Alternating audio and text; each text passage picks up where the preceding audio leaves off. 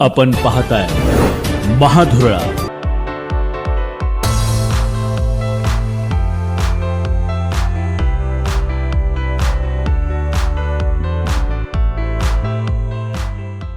नमस्कार. महाधुरळा यूट्यूब चॅनलमध्ये मी गुरु बाळमाळे आपल्या सर्वांचं मनापासून स्वागत करतोय. सध्या गोकुळमध्ये एकीकडं अधिकाऱ्याची तडकाफडकी बदली, दुसरीकडं न्यायालयीन प्रक्रियेत निवडणूक प्रक्रिया, तिसरीकडं चौकशी समिती आणि चौथीकडं निवडणूक वेळेत व्हावी यासाठी प्रयत्न आणि पाचवा भाग प्रशासक येऊ नये यासाठी सुरू असलेले प्रयत्न. या सगळ्या घडामोडीमुळं सध्या गोकुळचं राजकारण चांगलंच तापू लागलं आहे. गोकुळच्या राजकारणाला उकळी आता वाढलेली आहे. यामध्ये नेमकं काही अदृश्य शक्ती कार्यरत आहेत, काही उघड नेते कार्यरत आहेत, काहींनी एकमेकांच्या खांद्यावर बंदूक ठेवलेली आहे. शिकार कोणाची करायची हे ठरलेलं आहे. फक्त स्वतः न करता कोणाच्या तरी खांद्यावर बंदूक ठेवून सध्या शिकारी संदर्भातलं राजकारण या गोकुळमध्ये वाढलेलं आहे. पण या सगळ्या पार्श्वभूमीवर गोकुळची चर्चा मात्र प्रचंड वाढलेली आहे, ज्याच्याकडं संपूर्ण पश्चिम महाराष्ट्राचं लक्ष आहे. सध्याच्या विद्यमान संचालकांची मुदत 5 मे रोजी संपणार आहे. त्यामुळे 6 मे पासून प्रशासक येण्याची चिन्ह आता जवळजवळ स्पष्ट होत आहेत. कारण आता महिन्याभरात निवडणूक प्रक्रिया होण्याची चिन्ह शक्यच नाही. कारण निवडणुकीला तब्बल 3 महिन्याचा एकूण कालावधी लागतो. त्यामुळे आता एकच महिना राहिल्यामुळं निवडणूक या 5 मे पूर्वी होणं अशक्य आहे. दुसरीकडं ज्या काही व्यावसायिक प्रक्रियेतल्या संस्था आहेत त्यांच्या संदर्भात न्यायालयीन प्रक्रिया सुरू झालेली आहे. त्यांना मतदानाचा अधिकार मिळावा म्हणून न्यायालयात अर्ज दाखल झाला आहे. त्याची सुनावणी आता 6 तारखेला आहे. त्यामुळे ती पहिल्याच सुनावणीत निर्णय होईल अशी शक्यता कमी आहे. त्यामुळे ती सुनावणी झाल्याशिवाय निवडणूक प्रक्रिया सुरू होण्याची शक्यता नाही. दुसरीकडं गोकुळची चौकशी करण्यासाठी 2 अधिकाऱ्यांची नियुक्ती झालेली आहे. 6 तारखेपासून हे अधिकारी आता चौकशीला सुरुवात करतील. आणि तिसरीकडे या सगळ्या प्रक्रियेत अचानक जे सहाय्यक निबंधक होते प्रदीप मालगावे यांची बदली झाली. खरं तर या सगळ्या प्रक्रियेमागं केवळ महायुतीमधलं वाद कारणीभूत आहेत. महायुतीत शिवसेना, भाजप आणि राष्ट्रवादी हे सगळे असले तरी गोकुळवर महायुतीची सत्ता आहे. पण सत्ता असताना त्यातल्या त्यात कोणाच्या हातात सूत्र यावरून सध्या हा वाद सुरू आहे. सूत्र आपल्या हातात यावीत यासाठी हा वाद सुरू आहे. खरं तर सत्ता तशी महायुतीचीच आहे. पण सत्ताधारी महाविकास आणि महायुती असंच आहे. गेल्या 5-6 महिन्यात आपण तेच बघतोय. या सगळ्या पार्श्वभूमीवर महायुतीची सत्ता असताना आमचा का सहभाग नाही असा एक घटक, एक गट म्हणत असल्याची चर्चा आहे. याच भूमिकेतून सध्या गोकुळवर आपलं वर्चस्व मिळवण्यासाठी विविध मार्गाने प्रयत्न सुरू झालेत. आणि त्याचाच एक भाग म्हणून भाजपच्या खांद्यावर महाडिक गटानं बंदूक ठेवलेली आहे. ज्या काही प्रक्रिया सुरू आहेत त्याच्यावरून सहज लक्षात येते. कारण ही निवडणूक वेळेत घ्यावी, लवकर घ्यावी म्हणून संचालकांनी काही नेत्यांच्या भेटीगाठी घेतल्या. त्यामध्ये आमदार विनय कोरे असू दे, मंत्री हसन मुश्रीफ, मंत्री प्रकाश आंबेडकर, आमदार चंद्रदीप नरके या सगळ्यांच्या भेटीगाठी घेतल्या. पण हे करत असताना महाडिक गटाला मात्र कुणी भेटलं नाही. हा एक राग निश्चित आहेच.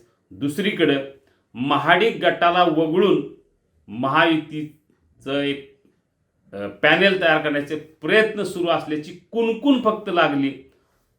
त्यामुळेही महाडिक गट दुखावला.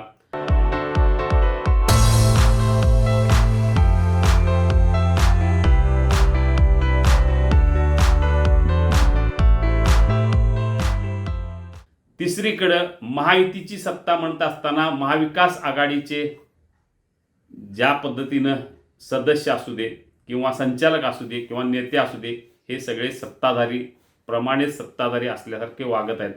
ते सुद्धा महाडिक गटाला कुठेतरी त्रासदायक मानसिक त्रास देणार आहे. 5 वर्षापूर्वी सगळ्यांनी मिळून महाडिक गटाला या गोकुळमधून बाजूला काढलं, पण गेल्या 5 वर्षात महाराष्ट्राचं राजकारण बदललं.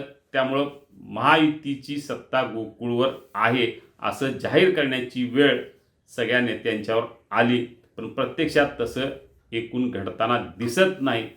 आणि हे व्हावं यासाठी आता सध्या प्रयत्न सुरू झाले आहेत. पण या सगळ्या प्रयत्नात गोकुळचं राजकारण मात्र रोज नवनवीन वळण घेत आहे. त्यामुळं अदृश्य शक्ती आता गोकुळ आपल्या ताब्यात घेण्यासाठी, गोकुळची सूत्र आपल्याकडून हलावीत यासाठी प्रयत्न करत आहेत. अदृश्य शक्ती कोण आहे हे सगळ्यांना माहीत आहे, पण नाव घेतलं जात नाही. या ज्या संस्था आहेत 1108 यांना मतदानाचा अधिकार मिळावा म्हणून सगळे संचालक एकवटले. यांना अधिकार मिळू नये म्हणून महाडिक गट कार्यरत असल्याची एक चर्चा होती, पण प्रत्यक्षात तसं झालं नाही. संचालिका शौमिका महाडिकच व्यासपीठावर आल्या. शिवाय त्यांनी न्यायालयात याचिका दाखल केली की या सगळ्या संस्थांना मतदानाचा अधिकार मिळावा आणि तोपर्यंत निवडणूक होऊ नये. यामुळे आता सगळ्या बाजूनं गोकुळचं राजकारण एकीकडं सुरू असताना दुसरीकडं मात्र महाडिक गटाला वगळल्याचा परिणाम काही प्रमाणात दिसत आहे. त्यामुळं मालगावींची बदली हे वेगळं राजकारण आहे. त्यामुळे ही बदली कुणी केली? महाडिक गटानं केली, भाजपनं केली, की सहकार खातं ज्यांच्या हातात आहे त्या राष्ट्रवादीनं केली? ही चर्चा सुरू असताना खरं तर सहकार खातं हे राष्ट्रवादीकडं आहे. बाबासाहेब पाटील हे सहकार मंत्री आहेत, त्यांनीच बदली केल्याचा एक चर्चा सुरू आहे. म्हणजे हा महाडिक गटाला सुद्धा धक्का आहे निश्चितपणे. जे महाडिक गटानं एक धक्का दिला की एका रात्रीत चौकशी लावली. म्हणजे आज मेलवरून चौकशीची मागणी झाली आणि दुसऱ्या दिवशी चौकशीचा आदेशही निघाला. म्हणजे महाडिक गटानं भाजपच्या खांद्यावर बंदूक ठेवून ही चौकशी लावल्याची चर्चा आहे. दुसरीकडे मालगावींची एका रात्रीत लगेच बदली झाली, त्याला जशास तसे उत्तर राष्ट्रवादीनं दिल्याची चर्चा आहे. या सगळ्या पार्श्वभूमीवर आता राष्ट्रवादी विरुद्ध भाजप, सत्ताधारी विरुद्ध महाडिक असा गोकुळमध्ये थेट सामना रंगू लागलेला आहे. या सामन्याचा शेवट आता मे महिन्यात होणार आहे. तो काय असेल? निवडणुकीची घोषणा असेल, प्रशासकाची घोषणा असेल, किंवा प्रशासकामध्ये सुद्धा प्रशासकीय अधिकारी म्हणून सरकारी अधिकारी असेल, की राजकीय व्यक्तीची प्रशासक म्हणून नियुक्ती होणार? या सगळ्या पार्श्वभूमीवर एकूणच गोकुळचं राजकारण आता जोरात सुरू झाले. 4 दिवसापूर्वी मंत्री चंद्रकांत दादा पाटील यांनी सांगितलं की गोकुळमध्ये भाजपला वगळून काही होणार नाही. हा इशाराच स्पष्ट जाणवतो की गोकुळ भाजपला आपल्याकडे घ्यायचा आहे.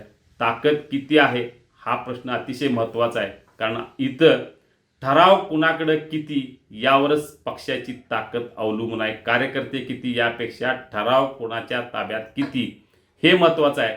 आणि ठरावात सध्या तरी राष्ट्रवादीची बाजी आहे, शिवसेना पुढं आहे, काँग्रेस पुढं आहे. या सगळ्यांच्या तुलनेत भाजप मागं आहे. पण अदृश्य शक्ती जसं कोल्हापुरात आहे तसं मुंबईत सुद्धा आहे, आणि सगळ्या हालचाली या मुंबईतनं होणार आहेत, मुख्यमंत्र्यांच्या दालनातनं होणार आहेत. त्यामुळे ते सुद्धा अतिशय महत्त्वाचं आहे. एकूणच या सगळ्या पार्श्वभूमीवर आता अदृश्य शक्ती किती कार्यरत राहणार यावरच गोकुळचं पुढचं सगळं राजकारण अवलंबून राहणार आहे.